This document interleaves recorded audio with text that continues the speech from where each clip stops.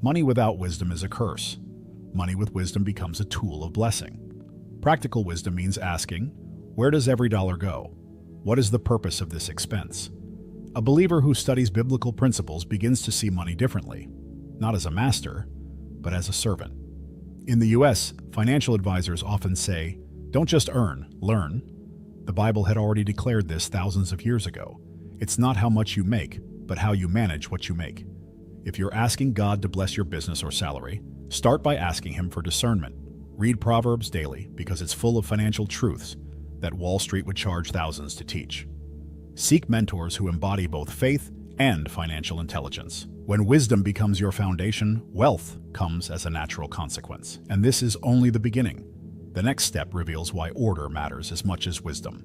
God's order, not chaos. The Bible makes it clear that God is not a God of disorder, but of peace.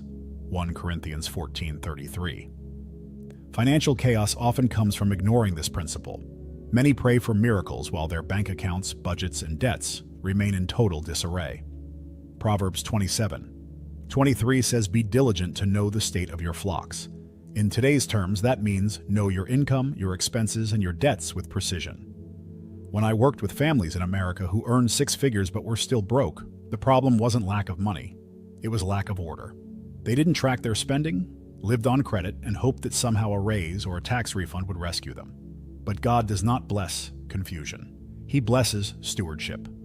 Order creates room for the blessing to land without being wasted. Start with something as simple as writing down every expense for 30 days. You will be shocked at how much money escapes unnoticed. Subscriptions you forgot, daily coffees, or emotional purchases. This is not a carnal habit. It's a spiritual discipline. Just as Solomon managed massive building projects with precision, you too can manage your household budget with diligence. The difference is peace instead of anxiety. Here's the truth.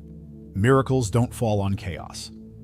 If you want God to multiply your resources, prepare the storehouse.